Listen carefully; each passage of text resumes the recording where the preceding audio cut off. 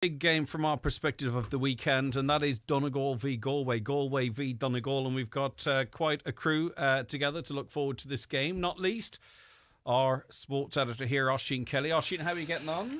Good morning, Greg. Are you excited? We're very good, very excited, nervous. There's a sort of mixture of feelings and emotions ahead of this weekend, but we find ourselves in a place that we haven't been in, Greg, for 10 years, and particularly from where Donegal was last year to where we are now. It's been a phenomenal turnaround, and it seems to be sporting people in general across all codes, no matter what it is, have got a lift of how Donegal is doing.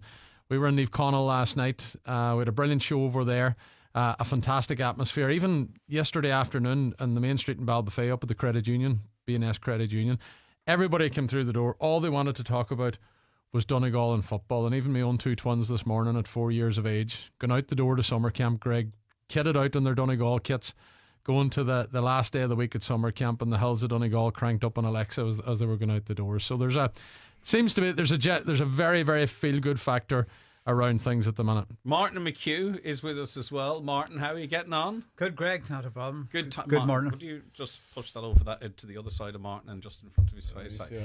Yeah. Martin, how excited are you?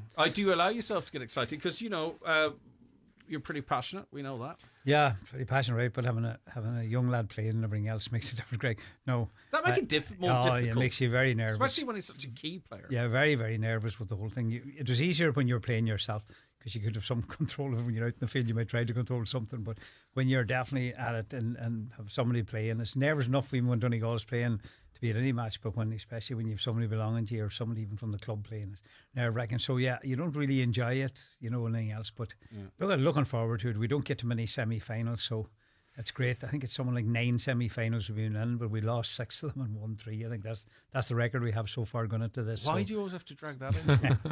Come here. We have team news. We're going to get to that in a second. Yeah. Just say good morning to Ollie Turner. Hi, Ollie. You're quite low there. Yes, just give us a bit of volume, Ollie. Ollie. Okay, lads. How's things? Good morning, everybody. Yes, Ollie. How are you? Good morning. How are you getting on? Hello, Ollie. How are you? How are all the Donegals? We are all very excited. There is such a buzz in our county. Like, it's massive. It feels like an All-Ireland final. What's the buzz in Galway like? Well, look, it's extraordinary since the Dublin victory has opened up everybody to the possibilities now that are endless for this Galway team. And I think there was a real sense of dejection the way the match against Armagh went for Galway when we controlled it for about 55 minutes, and then it all went pear-shaped very, very quickly, and we ended up drawing that game, and it was as if we had lost, because it meant that we were second in the group and knew what was coming. And I mean, before a draw was ever made, we knew it was going to be Dublin, and there was a sense of forbearing, but who was to predict what would go on then in that All-Ireland quarter-final? And that's thrown the whole thing wide open. Yeah, indeed. Okay, well, let's remind ourselves of the closing stages of that game. Galway have won! It's the greatest day that Galway football has seen in over 2 decades. And every man, woman and child stands to applaud Pádraig Joyce and his gallant Galway men. Sweet mother of Jesus, they have pulled off the unthinkable. Forget about Taylor Swift. Shake it off in the Aviva and come over here to Croke Park, because you're witnessing the West Awake. Galway Abu. Yes, 3 words come to mind there: cool, calm and collected. Who is that guy? Lunatic. Shouldn't but there's be let on the nothing radio. like it, is it, Ollie? And I think, you know what, just in that heat of the moment, you really encompassed, and I think local radio does this like nothing else, if I'm going to be completely biased about it. You just really probably encompassed the mood, the feeling, the sense of everyone listening in that moment. Well, I think it was the mood in the press box as well, and Martin has been there loads of times as well, and Oisin, and there's those rare occasions when you're present at a match where it doesn't go to script, and whether you like it or not, like, the GA is inbred into a lot of us, because it's in our DNA, and it's our communities, and it's everything about us. And while you play it cool for 60 minutes, then suddenly you can see, you know what, this might actually happen, and you don't let yourself believe it until it's there. And it's at that moment then that you just lose all the run of yourself, because suddenly something that's never happened to you before is happening in front of your eyes. And that's, for us, beating Dublin in a championship game. And there's a lot of reasoning behind that. You know, if you're a young boy like I was, looking back in 1983, and at that stage, it was such a heartbreaking, devastating defeat for Galway. I don't know, is there another county in Ireland that has suffered a defeat like that would have such a huge psychological impact for the following generation? It was quite extraordinary what happened, to think that Galway couldn't beat 12 players in an All-Ireland final. It was a violent, vicious, horrible occasion that nobody in the GA ever wants to talk about, let alone Galway. And yet, in 1998, suddenly from nowhere, this late, great now legend, John O'Mahony, took us out of the wilderness. But we'd never beaten Dublin, or had the opportunity really, until 2018. And that was a Dublin team that nobody in a million years would ever beat, and we didn't. But here was a chance to lower the Dubs colours in a real sense. And so I'm not saying it expunged all of the horrors of 83, but it certainly went a long way. Yeah, I think so, Osh. Can I heed a warning? Yes. Because we were in the exact same position, Greg, as Galway found themselves a couple of weeks ago against Dublin. Martin was sitting alongside me that day in 2014. And we sort of lost the run of ourselves as well after beating Dublin. This mighty Dublin team, and Jim McGuinness came in and wielded the sword. And there was a feeling that Donegal would not be beat that year. And look what happened on the All-Ireland final on that occasion. Yes, we'll let them enjoy it. We'll let them have it. They'll rightly go into the game as favourites, Greg. Do you think? They're after beating Dublin. Well, of course. I know Ollie's on about 1983. We still didn't get over that semi-final defeat to Galway in 1983. That was one of my first time ever to play in Croke Park with Donegal was 83. We won Ulster that year, and Galway beat us by probably fortuitous enough goal, Ollie, if you remember back to that time when it had a Donegal player in the way and ended up in the net. So I always remember that final. I was actually at that final. It wasn't a great advertising for the GAA and everything else, but I suppose at the time that Dublin was a team that was, whatever it took to win, they were going to get over the line and everything else. And but looking at Galway and Donegal, Greg, we're very alike. I think it's like as people, and we produce great footballers. Both counties produce very naturally talented footballers, and I think it's going to be a great occasion. I think it's there's no real history between the two teams or anything else. So I think both sides are really looking forward to it, and it's a very big occasion. It's hard to get back to semi-finals, and I think the big thing, I think football's going to change after this year with the new rules. So this could be the last year of the present day that we see Gaelic football, looking at all the rules they're talking about. So this is going to be a big one to win All Ireland for whoever wins it. And suppose we look at it from the point of view of everybody's kind of saying, well, 2014 was it Donegal beat Dublin to win an easy All Ireland for Kerry. Mayo beat Dublin times to win easy All Ireland for Kerry. So between ourselves and Galway, we hope that Galway haven't beaten Dublin to win an easy All Ireland for Kerry again. Yeah. Right, okay, shall we get the team news? Yeah, that we team have time? news. Because we've got Brendan Devenney joining us in a moment. We've got Garvin McDade on the call as well. He's going to be joining us, but we'll just get the team news now. Yeah, team news, one change in Donegal. Jack McKelvey has been named in the half-forward line, taking the place of Conor O'Donnell. Conor O'Donnell is not in the match day 26. Seems to be the Karen Dunham man who's been plagued with injury over the last year. Worked his way back and was doing well. May have picked up another injury, so he's not in the 26. So Jack McKelvey comes in for what would be his first start of the championship and just his second start of the year. He started against Louth in the league earlier in the year, but we wait to see if it's going to be that 15 that lines out. The other 14 players all took to the field in the semi-final. So Kieran Moore, who was named in midfield, drops back to cornerback. Kieran Thompson is into midfield now alongside Michael Langan. And a plus for Donegal supporters is we wait to see if he will appear from the bench, or even if he starts. Jason McGee, who's had a huge game, is named in the match day 26, but we wait to see if he is fit enough to be named from the start come match day, or indeed have an impact in the game. So as from Galway's point of view, they've also released the same 15. So it seems to be that Mr. Walsh is okay, Ollie. Look lads, we can have a preview here until 3 o'clock this afternoon talking about That's matchups. all right, we'll do that. Forget about them, lads. Those teams are not going to be lining out like that. End of story. You think Jim McGuinness and Pádraig Joyce are going to put out the two teams that have just been announced? It's a nonsense. All thing I can say is I'm really disappointed for a young lad called Cian Hernan from Barna, who came on to great effect in the second half against Dublin. He broke his hand in training after that match. He's in a cast, so he's not even named in the 26. That's a big disappointment because he's played a fair bit in the championship in the latter stages. I know he played against Westmeath. He started that game in Mullingar in the round robin and really played a blinding second half in Croke Park. No more than the other subs that came on for Galway. They made a huge impression. Sean Kelly went off before half time. He's named to start. I'm just worried about Sean because he's just not moving with the same fluidity that he would have been for the last few years. And I wonder whether, he will play any part in this game on Sunday. Shane Walsh had the hamstring.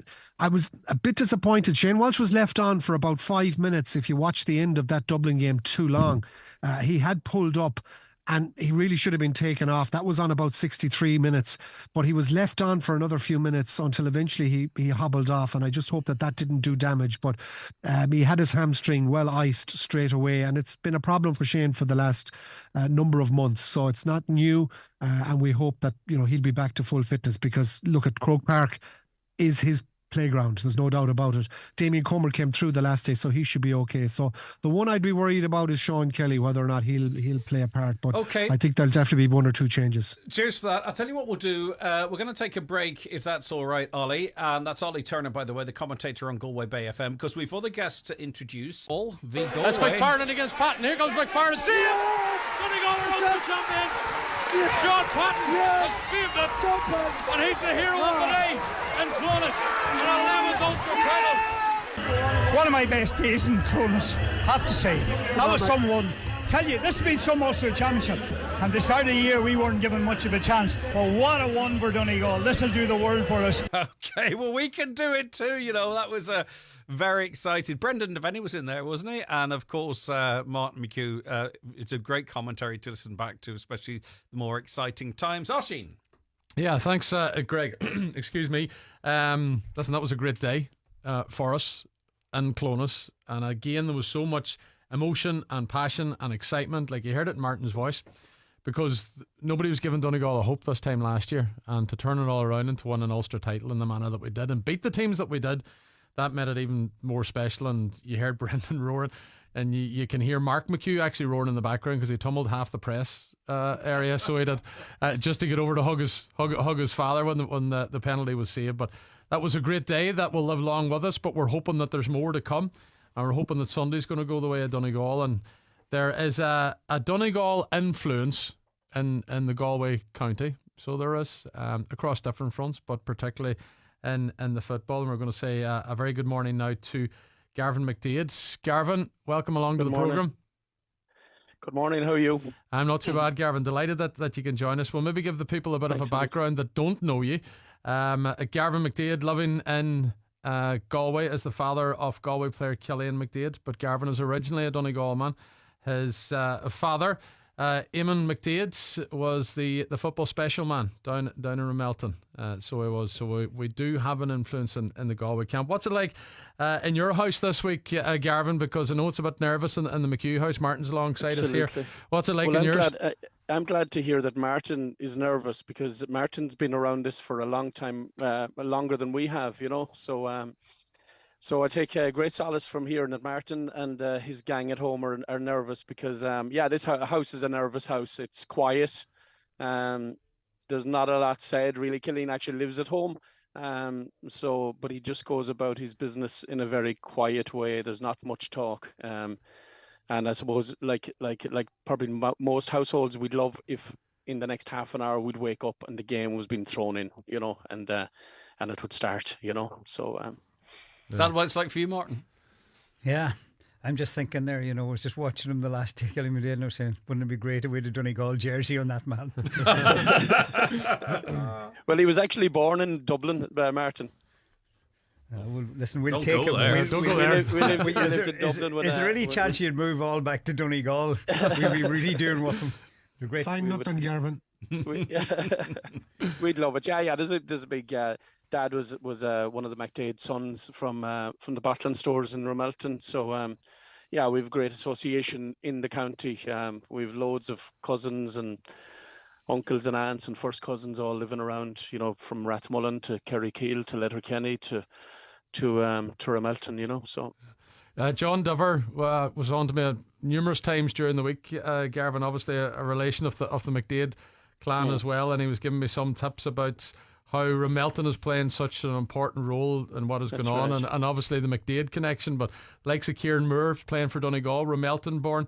Jack McKelvey actually played underage soccer for Swilly Rovers when he lived back in Ramelton as well. So it's like Kilcara times, Garvin. There's always a connection with Ramelton some way along the line. Yeah, and of course the Kellys in Moycullen have a big association with Ramelton. And a lovely piece I seen in one of the Limerick newspapers. You sent it on to me earlier in the week of Sheila McDade as well, who still holds home very close to her heart. Absolutely, yeah. A bit torn these times. She suffers with a small bit of dementia, but at times she's quite lucid and will talk about the game and say that she'll support Killian. But then yesterday, I spoke to her and she wasn't for turning at all from Donegal. So we were joined by Seamus O'Malley last night up at the Neve Connaught Club. We'd done a programme, Garvin, and he was obviously a Galway man and a Galway native living in Donegal, but he sees it as a 1-1 situation for his house, no matter who wins at the weekend. Is it a bit like that in yours, is it? No. No. Maybe at 6 o'clock on Sunday evening, we'll reassess. But no. We're all behind Killian and the Galway troops for Sunday, you know. Yeah. Some of your relations, however, may be back in Donegal all the way. Grace Boyle is joining us, Donegal County Treasurer. Grace, a very good morning. Good morning, everybody. Good morning, Garvin. How are you? Good morning, Grace. How are you, cousin? Not so bad. It's supposed to be, it would be fair to say we better mention the Canning connection and Glenvar as well with Santa Sheila. Absolutely, yeah. Sheila's a Canning from Glenvar. So yeah. Yeah. Now, to be fair, we do claim the McDade side, but to be fair as well, Auntie Sheila is 98 and she's well looked after by her extended family, and she an odd time you see a Facebook thing up and she's singing the Homes of Donegal or something like that, and she knows every single word of it. Very good. How's your week been, Grace? I'm sure it's very busy. It's very busy, and we're just trying to get past Sunday. And we're all very nervous, there's no doubt about it. Everybody's nervous, I think. And Gavin said about he would hope it would be half an hour before the game. I'm hoping it's a half an hour after the game at this stage.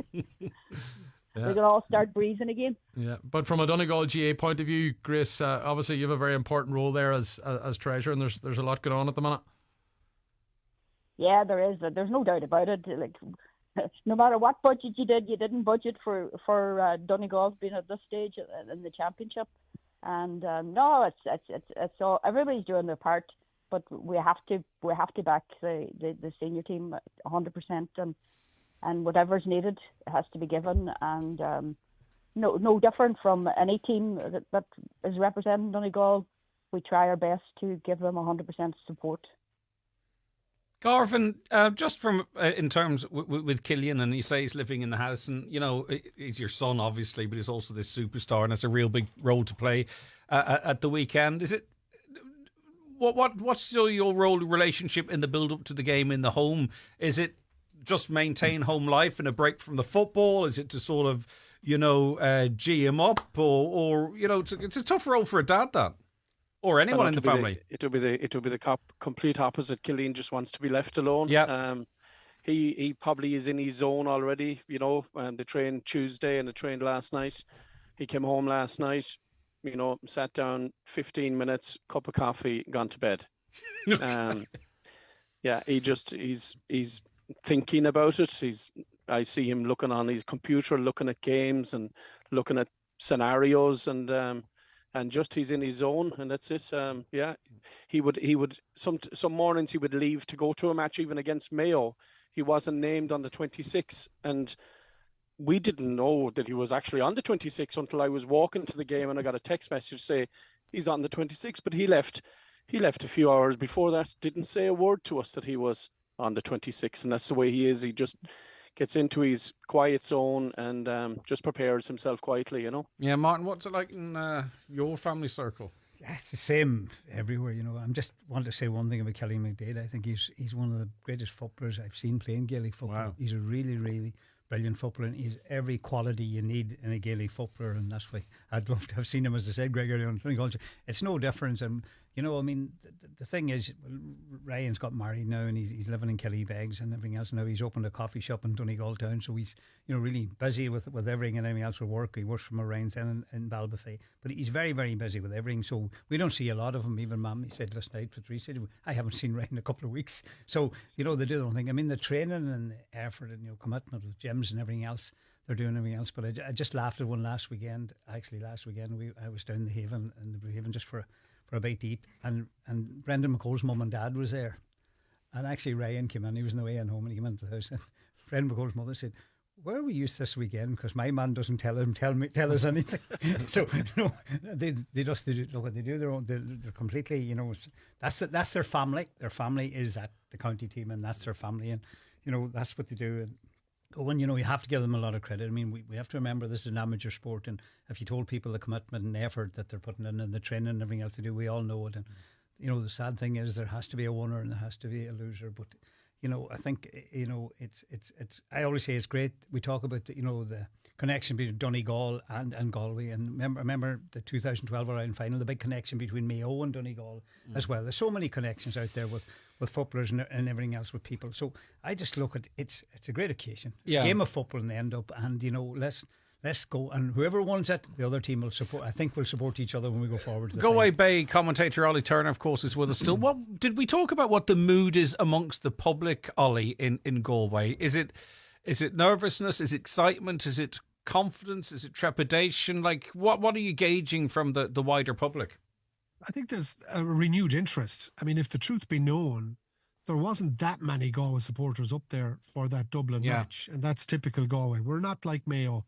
We don't have supporters that will go to every league game and every FBD game and every championship game. We are the ultimate bandwagon county, and there will be a huge crowd up at this match. I think you'll know already, all they're selling at the moment, lads, are Upper Hogan and Upper Cusick up in tickets. the 700s, isn't it? That tells you that, you know, the bottom half of Croke Park is sold all the way around. So I'd imagine we're north of 50,000 already in terms of the interest. So there is huge interest. It's quite a funny thing, the GAA, like, because I was talking to a man yesterday who was telling me he's from Clarenbridge, and he's a pub out there, and he says there's a busload going from Clarenbridge, which is a traditional hurling club and a hurling area. But he was saying that these kids, and a lot of them are kids, when I say kids, they'd be like teenagers, early 20s, they're going up, they're going to be on the hill, and it's more the occasion. It's more, look, here I am with the mobile phone out, and take the selfie and take the video and be here as part of the game. And I'd say the result to a lot of people will be incidental. So it's extraordinary to see that element as well in the GAA. But of course, amongst the football fraternity who will be out in force, there is a certain nervousness. I think most of that is caused by Jim McGuinness. So anybody that talks about it here in Galway, they're just wary that, you know, in beating Dublin, did we do something to help everybody else? And I know Martin said about Kerry, they're the obvious beneficiaries. But even from a Donegal perspective, I'm sure McGuinness was licking his lips when he saw that result on the Saturday ahead of Donegal's match with Louth, to say this is a pathway now to an All-Ireland final that might just be, dare I say it, a tiny bit easier. Now look, it's an ultimate 50-50 game. There's no question about that. I don't see either side as being favourites. Delighted to be joined by former Galway midfielder Eddie Hoare, who jumps in on the conversation as well here, lads. We'll get Eddie's thoughts in a moment. But I think there's a genuine excitement around the county. I know Eddie he's just stepped down as the mayor of Galway City as well. St. Michael's is your club, Eddie, and I know there's a strong city involvement with Paul Conroy from St. James's, and you've got the Salt Hill lads. Do you think there's a good vibe in the city ahead of this match as well? Is there excitement? There definitely is. I think football's in a good place in the city, like you touched on. Paul Conroy probably playing the football of his life, 33, 34 years of age, and really flying, and Salt Hill, Knocknacarra, a lot of representation there. And I think all clubs in the city, and also extending to Connemara and indeed North Galway, I'd say, are very optimistic for Sunday and looking forward to it, but do realise that there will be a really, really difficult task in hand. Yeah, I just wonder, lads, I mean, there's a certain sense of the unknown, isn't there? There isn't a huge history, as has been alluded to already. Only twice ever we've played in semi-finals, in 83 and 74. We've met in the championship, 7 times over the years, but they're all irrelevant. Well, Ollie, stats, can we really. bring in Brendan here? And you can chat away to Brendan yourself here. This is a co-production because, we see your former intercounty player and we raise you too. We've got Martin McHugh, and we've got Brendan Devenney. I was going to ask Brendan Devenney what he'd be doing now if he was preparing for this semi-final, but I'm not sure we can before 9 in his day. Brendan, good morning to you. We've been enjoying the experience, Greg. Everybody's had away from it now. But yeah, funny Ollie mentions 83. I was actually at 83. Obviously, my mum's Galway, huge family down there. And I was actually down in Tuam. And my uncle took me up to the game. Before that, I'd been to a couple of Galway All-Ireland hurling semis and finals. So that was my first experiences at Crow Park. They're all linked to Galway. And do you see this as a 50-50 game, Brendan? Yeah, listen, the reason I suppose that Galway are slight favourites is because they were in the final in 2022 and played some brilliant football sets, and it's just been they've been beset with injuries and never really hit the form, but they've showed glimpses of it, and obviously the fact that they beat Dublin, Donegal having a very strange victory over Louth has meant that people are kind of aging towards it, but obviously it comes down to who takes the pitch. Ollie mentioned about the setup of players. I just tuned in there, and who's going to play well, and I think the last day, if you look at the way the team's playing now, everybody's playing a certain shape, defensive solidity, and then certain players of brilliance step up. And I think the last day it was Dillian McHugh, Killian McDade, and Walsh for Galway. For Donegal, it was Ryan McHugh, it was Kieran Moore, and it was Pater Mogan. And how are those players then? How does the defence react to try and shut them down the next day? Who can get their main men on the balls at the right time? I think that's what it's all about. It's about a game plan, then it's about moments of brilliance. But, certainly there seems to be a huge doubt over Walsh. And I only think McGee will play if absolutely necessary. I think if should we be able to make a final, I think it's then that you would see him. But listen, that might not be an option. He might need to go in. So I just think Galway, on their experience and a couple of performances, I know they've had some poor performances this year. I think the one we should be more wary of the way they bossed Armagh game in Sligo that day. And that's a good Armagh side who had a huge victory against Derry just previous, and they were lucky to come back in and get a draw. So I think there's a real maturity in this Galway side, and as I say, with the subs coming on the last day, all hitting points, Darcy, Heaney, Callan, they've got ability coming off the bench, which is all markers for a top team. That said, Jim, 5 years now, four semi-finals, he's brought the magic back. Ollie? Yeah, there's no doubt that the subs will have a big bearing on this game as well. And that's why I was saying earlier on that it was disappointing to hear about Cian Hernan's injury as well, Eddie, that he's going to be missing for the rest of the championship with a broken hand. That's a big blow now. It's a big loss, and that's something I took note of this morning, that he's not in the panel, has dropped out, and he is a big loss.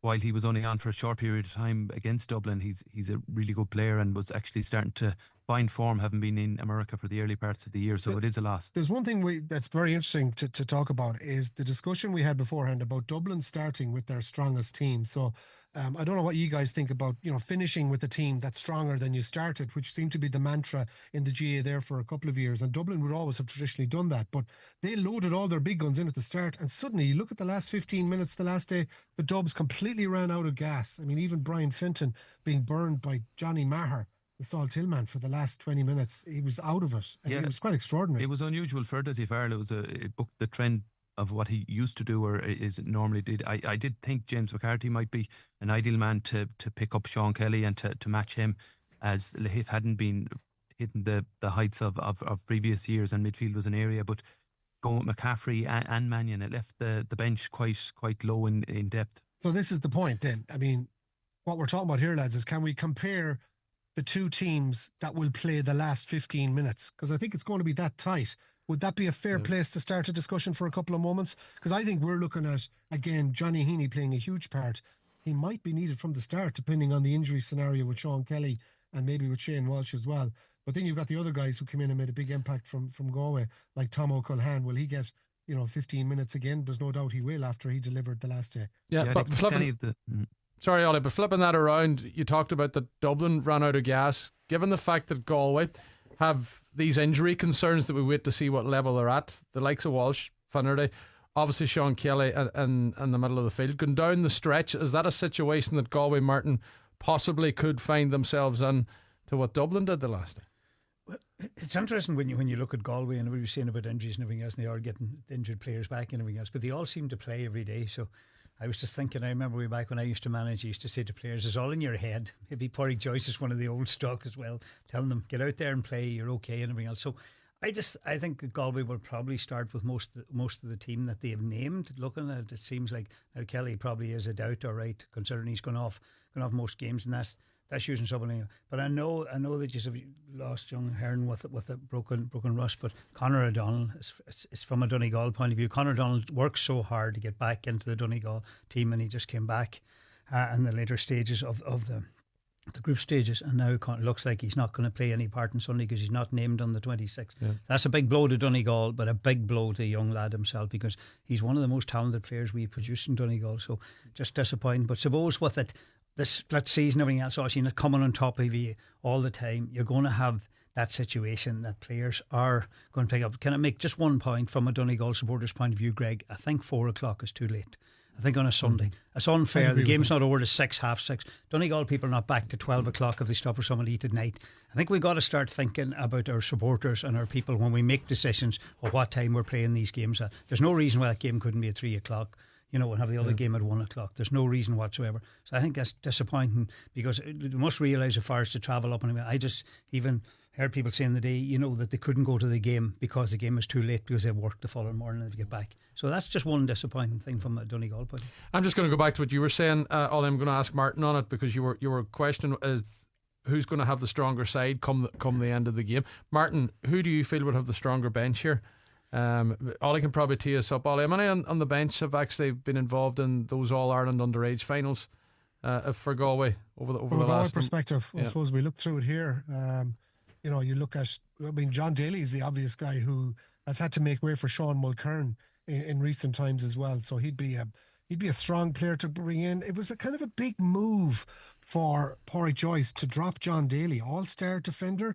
And I don't know what was, maybe his form, whatever it is, but he made a big call to drop John Daly for the Armagh game. He's still there now to come in as an impact sub, obviously, but Sean Mulcairn has been a revelation since he started that game, and that's only 2 games ago. So he has transformed the whole thing. Now, obviously, he'd have been fullback for Galway in previous seasons, but here he is now, because Sean Fitzgerald is a very solid fullback for Galway, operating at wing back and doing great things. So I suppose the fact that John Daly is there, he's an obvious guy that would be in a position to come in. Cian Darcy and Johnny Heaney had massive impacts in terms of their physique the last day. Now, both came in quite early in the game, early in the second half for Heaney, late in the first half for Sean Kelly, for Cian Darcy. So both will play. So I think there's a core group there of 18 that are guaranteed to play for Galway. The one guy who will probably come in as a sub in the second half that wasn't involved the last day is Cathal Sweeney, the Salt Hill man. Now, he's a big addition. So I suppose when you talk about the loss of Cian Hernan, Cathal Sweeney is back. So it's pretty much like for like. And he will play, I'd say, Eddie, a good 20 minutes in the second half the next day, Cathal Sweeney. I'd expect he will. Pádraig likes him. He's a vibrant player. He has the attributes to see out a game quite well. So he is an addition, albeit Cian Hernan is a loss. Cathal Sweeney is an addition. It has been involved since 2022 and has been getting more game time, and is versatile as well, can play wing back, wing forward. So it does give that little bit of versatility. But going back to the bench, definitely Cian Darcy, Johnny Heaney. Johnny would have been a seasoned player since Kevin Walsh brought him in 2015 or 2016. You have Liam O'Keneally came on, was impactful the last day. He was busy, got on a lot of ball. And Tomo Culhan, again, any lad that kicks a winning point against All-Ireland champions Dublin, he's going to be brimming with confidence and chomping to get in there. I was surprised Sean Kelly was named. I thought Shane might be, but I'm surprised at Sean. And traditionally, like Martin said, Pádraig does usually play the team that he lines out. So I'm just surprised that Sean is there, but just hopeful that he has received the treatment, the bit of rest, and is ready to go. Maybe the midfield role, traditionally we would have seen him lining out at full back. In full back, you're probably required to turn a little bit sharper on your ankles. He has that bit more freedom out the middle of the pitch to be able to compensate as such. But it'll be interesting to see, does he line out? And if he does, it's a big play for Galway, but it'll be interesting to see before the throw-in. Martin, what about Donegal? The guys are talking there about impact subs from Galway. Obviously, Jason McGee's the name that you would look at. Now, we would like to see Jason McGee be in from the start to tackle this Galway midfield, but at some stage in the game, maybe the Cloughanilly man may be introduced, because when he has been involved, he has been tremendous this year. But is there anybody else within that Donegal substitute bench, or that bench there, the players that can come in that can make an impact for Donegal? Yeah, well, I think looking at, listening to the lads there, this is a very strong Galway team and squad of players. There's no doubt about it. We see even the experience they have in players. As we talked about Cal Sweeney, and they've Daniel O'Flaherty, John Daly. They've got a very, very strong Johnny Heaney. These players to come off the bench, which they are. There's no doubt that Galway have a strong squad of players, and probably people say that's what you need if you're going to win an All Ireland. From Donegal's point of view, Jason McGee's the big one. Will he start? Will he just come into the game at a stage? It depends on how he is and how he's going and training and everything else. You have Mark Curran that has played a lot of games this year, cornerback. You have Jamie Brennan comes off the bench. Aaron Doherty was normally the first sub on. You have Charles McGuinness played against Kilcarn Towney in the league match, was very, very impressive. It's good to see young Luke McGlynn named on the subs as well. He played games last year. You have Oran Doherty, you have Keelan McColgan who's played as well, and you have the experienced Stephen McMenamin. So look, it's you need a squad of players. It's a strong bench. Is it as strong as Galway? It's probably not as experienced anyway or strong that way as Galway. There's no doubt about it, but that's understandable. You can have to say that we're probably 3-4 years behind Galway where we look at it at the minute and our development and everything else. From that point of view, that's understandable enough. But look, at everything happens on the day, and on the day things can change everything else. But you have to say, if you were looking at the two squads, you say that Galway have a stronger squad of players with the subs and everything. Just before we go for a break, we'll bring Brendan Devenney back in. Brendan, big games are for big players. We've mentioned the likes of Ryan McHugh, Peadar Mogan, Kieran Moore, who have had big games in recent weeks. There's no doubt Pádraig Joyce is doing his homework and targeting these players, but who would Donegal be looking to really, really come to the fore this coming weekend? Yeah, well, I think probably Niall O'Donnell's, it's a massive one for him, taking off at half time the last day. Didn't have a huge game against Clare. I think that, we mentioned the players that really stood up the last day. It's hard to have back-to-back brilliant games, although you wouldn't discount that happening. But certainly it's up to other players to really come to the fore. Seeing the brilliance of Oisin Kelly, McBurdy, whatever way we play that inside line. Darragh Boyle's another one. There's probably more in him. I think Kieran Thompson came good in the second half the last day, very quiet first half.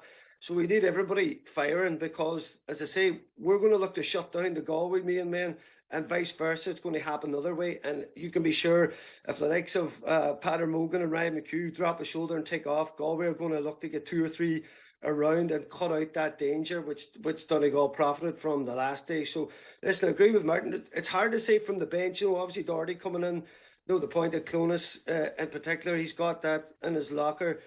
Jamie Brennan, that pace when he comes on as well when the game opens up, and if we need some reinforcements, the likes of McColgan breaking from defence as well. I think Mark Curran will have to start for sure, because I think Galway played 2 up with Comer and Finnerty. We need 2 out-and-out defenders in there as a basis. And then if Shane was to play and drop out, you're looking at possibly someone like an Owen Band picking him up and maybe taking him up the pitch. If he does make it, I don't think he is going to make it, but if he does, and listen, I hope everybody gets on the pitch. This thing of injuries and that, you want to see the best players out there. You want to beat the best team and have them all on the pitch. So I think whatever happens, I agree with the boys. It's down to an absolute 50-50. Neither team's conceding goals. Donegal just one game against Cork, and that blip from a Gleeson kick out against Armagh for Galway. So if one of the sides was to conjure up a goal, that could be the difference in it. If it comes down to points, you would fancy it's nothing in it. And again, for Galway, I think with the power out round midfield, to squeeze up and put the pressure on Patton, and with McGee not there, that is going to be a place where they're looking to profit. Obviously, they like to go long with their own kickouts and back themselves anyway. They have a height advantage out around the middle, and that could have a big telling in the game. All right, Brendan, just before we let you go, and we're going to go as well back to Gavin in just a moment, and I do know we have a break to take. Before we let you go, Brendan, how's Sunday going to go? Yeah, from her perspective, Oisin, listen, we hope it goes a Donegal direction. These come few and far between, these opportunities. But listen, I know people are saying about Galway further down the tracks and that, but listen, we don't know what happens in football. The opportunity's there for a final, and the Dubs are gone. And listen, I'm going to have to jump in here, Brendan. He asked you who's going to win on Sunday. Hey, listen, It's not the local elections. Come on. I'll leave that to Ollie. Hey, it's in the lap of the God. Say, may the best team win. It's a game of football, but there's no point in me telling you Donegal's going to win. Come on, That's Ollie. down to the pitch. I can guarantee you one thing. As soon as Martin McHugh mentioned 4 o'clock and the poor old people in Donegal getting home late, I can absolutely guarantee you now, Martin, extra time and penalties, because this is set up for Donegal people to get home at about 2:30 in the morning. And there's every chance it'll go that close, lads, because look at the way that modern football is. And it's all about timing your run to get those key scores with almost the last play, so the opposition don't have time to kick the ball out and get an equaliser. The chances are 14, 15 points will win this game.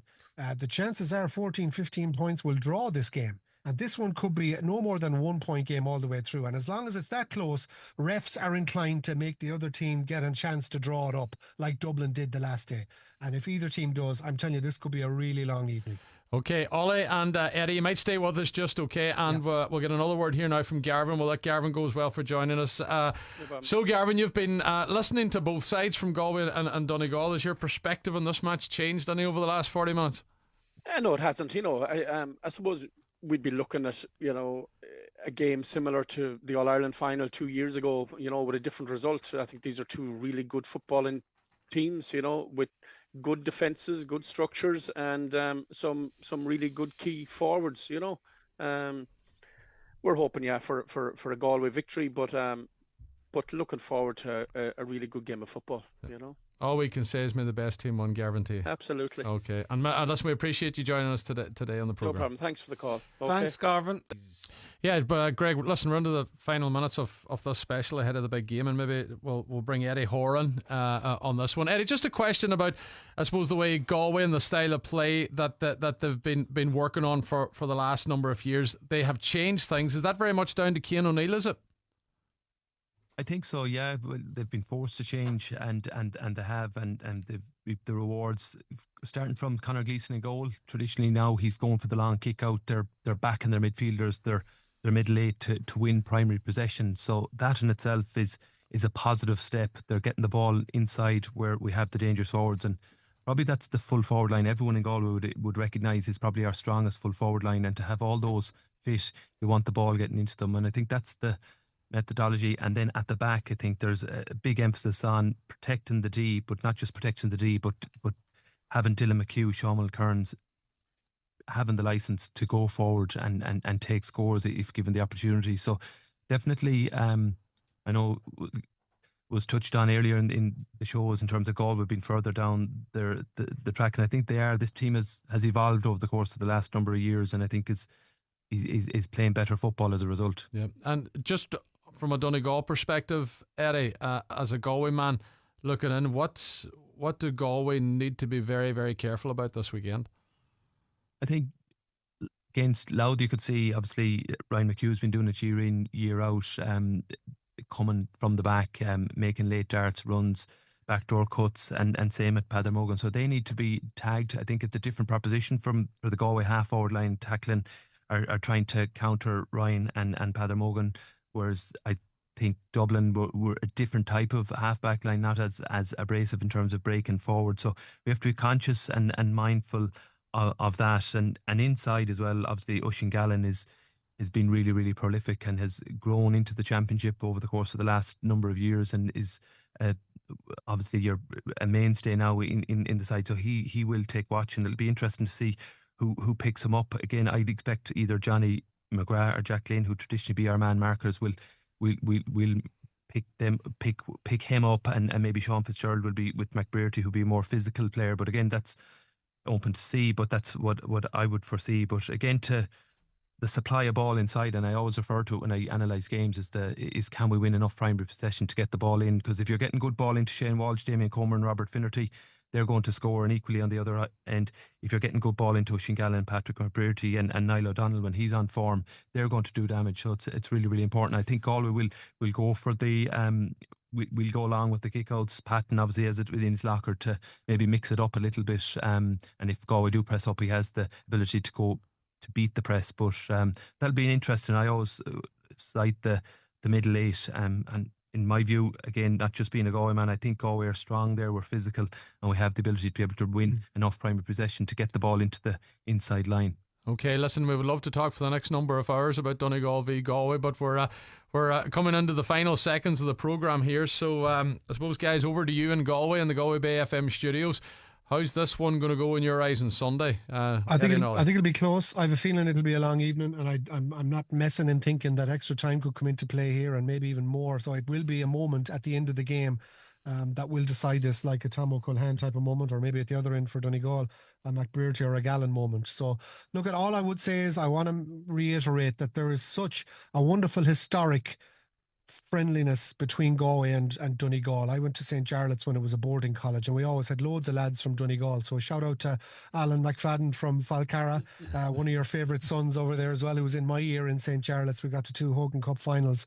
But even thinking back, like Sean Mead, our great 3-in-a-row player, played with Donegal. Frank Rush, who I wish the very best at the moment. Frank is going through a tough time of it health-wise. Frank, of course, would have won an All-Ireland Under-21 with Galway and a Connacht Senior Championship, and then an Ulster Championship with Donegal. Martin, I remember him from 83 as well. So Frank, wishing you well as well. John Coleman is tuned into this broadcast. John would have been on the Damore McHale's team that won the county championship in 83, was Galway captain then in 84. He's now living up in Letterkenny, a Bank of Ireland official there. He's tuned in. So we'll see you, John, at the weekend as well. A great Galway man as well. Great Galway, Donegal, cross sections over the course of the year, people who've played for both counties, and a lot of families married into both counties as well. So I think there's going to be a wonderful, great atmosphere in Croke Park next Sunday, regardless of what happens. You're right. Whoever wins, the other county will be behind them for the final. Okay, Martin McHugh. Yeah, can I just talk about, I was down I was covering for RT Radio the Derry Galway game, and I stayed in Ward's Hotel, and that's Robert Finnerty's dad. So hopefully there's no celebrating there. I know Anthony's probably listening to us there on Sunday evening. I know it's a great GA pub for all the people, or the bar for all the people going after the game and everything else. So we're looking forward to it. I think I said I'm not going to make a prediction, Greg. I just don't feel I want to make a prediction. I don't know how to go. Please God, it'll go well for Donegal. I'm saying let's get behind the boys. We need big support. I know they're big support now. Let's get behind them, and even things are going a wee bit wrong, keep behind them, keep supporting them, and you never know, a game can change. Well done, everyone. Thank you very much indeed. Great to hook up with you guys down in Galway Bay FM. Thank you so very much indeed. Oisin Kelly, very last word. Yeah, we're looking forward to it. As always, tune Highland's way for live match commentary as we follow Jim McGuinness and Donegal once again. And just to reiterate what we said at the start of the show, this county has had an unbelievable lift with the magical turnaround that has happened on the Gaelic Games front under Jim McGuinness and this group of players who have put in a phenomenal effort. We have to remember where we were this time last year, and the passionate call out that Martin McHugh made in Highland after the defeat in Down. And now, this time around, we find ourselves in an All-Ireland semi-final. We've won the Ulster title. We're into the last 4. We're the top 4 of the country again. And we would like to see Donegal get over the line. And of course, if you're not part of the thousands that are at Croke Park at the weekend, stick on the TV, and if you're a Donegal supporter, put on Highland, and if you're a Galway supporter, put on the boys from Galway Bay FM. And you have to try and get a Taylor Swift song into your commentary. I don't know how. I don't think Ollie's will be beat for a very, very long time. We're not even going to try and take it on. That Ulster final's up there with it. Martin McHugh, thank you as always. Greg. Really appreciate your insights. Thanks, Brendan, Greg. and all the others. Oisin Kelly, thank you. That's where we leave it on the show today. We're back with you on